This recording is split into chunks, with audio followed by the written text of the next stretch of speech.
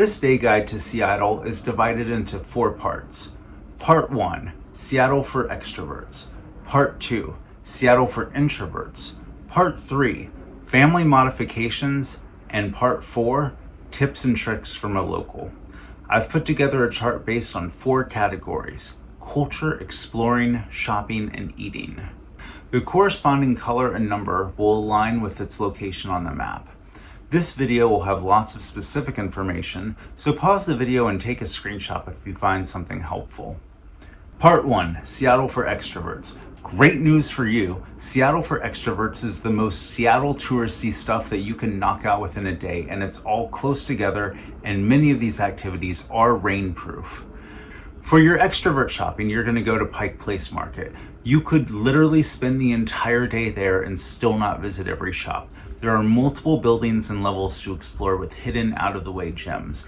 The distribution is something close to 25% local produce and seafood, 25% specialty crafts and textiles, 25% restaurants and locally produced items like jams, honey, baked goods, and ice cream.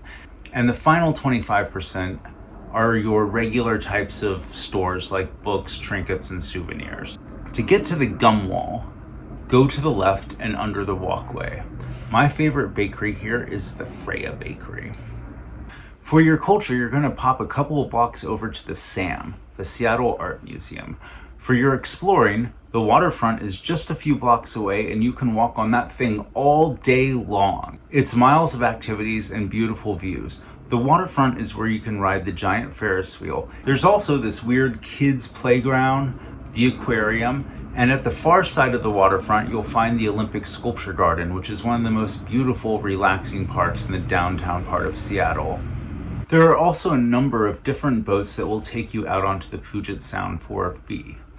I know there are water taxis also, but I didn't find them the day that I shot this footage. But spending an hour or so on the water is an activity. While you are on the waterfront and even in Pike Place, you will find all sorts of restaurants, lots of them good.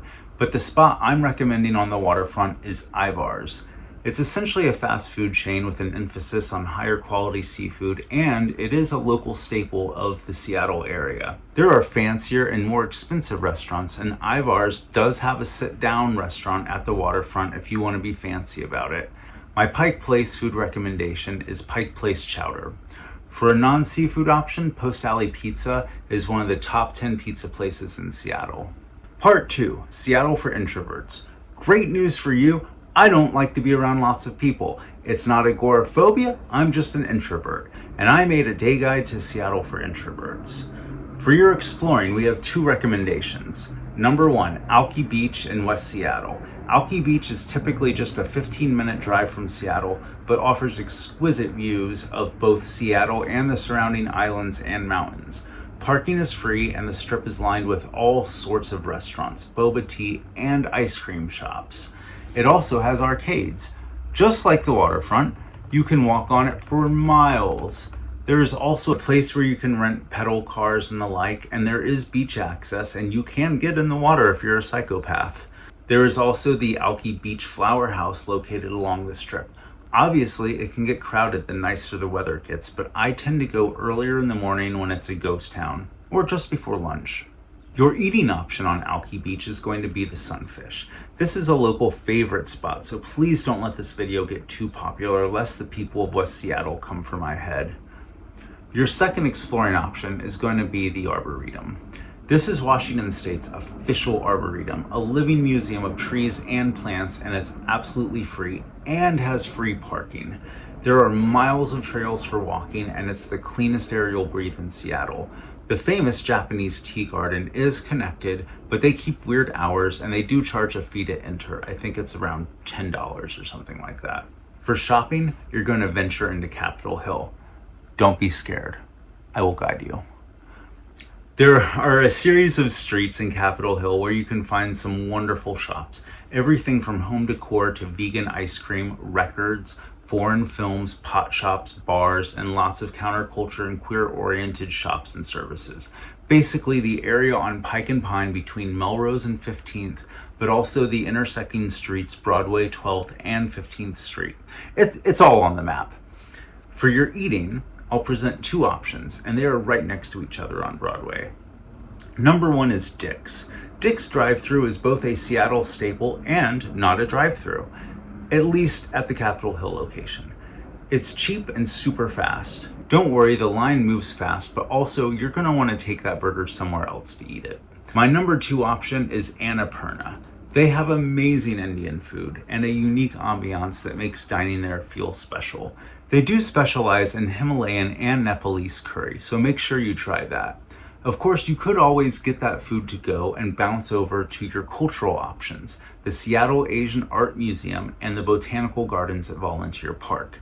If the weather is nice, just have a picnic in the park, or you could also go to the cemetery next door and visit Bruce and Brandon Leaves' graves. Part 3, family modifications. Okay, so you've seen a lot of good options by now, and you probably have a good idea of what your family would enjoy. But here's just a few more family-friendly options, including 1. The Woodland Zoo actually has a decent amount of rain cover, but that doesn't mean the animals will come out when it's raining.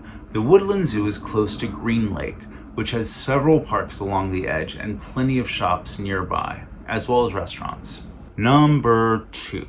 The Seattle Center actually has a lot of family-friendly options, like the Museum of Pop Culture, IMAX, the Chihuly Garden, and the Space Needle. Number 3.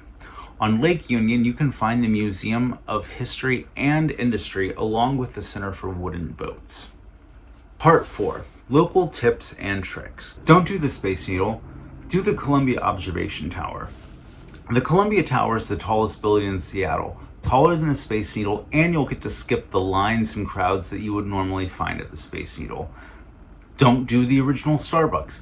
It's not even the original location. It's changed location like 3 times. Instead, skip the line and pick literally any other coffee place. Seattle is a coffee town, and many of the local options are better than Starbucks. Kerry Park in Queen Anne is where you go to get that iconic shot of the downtown Seattle area. If it's Sunday, then the Capitol Hill Farmers Market will be open from 10 a.m. to 3 p.m. year-round. And if you are in Seattle on a Thursday, Friday, or Saturday afternoon, then there is at least one of 13 art walks happening in a nearby Seattle neighborhood. To find out which one, go to seattleartwalks.com.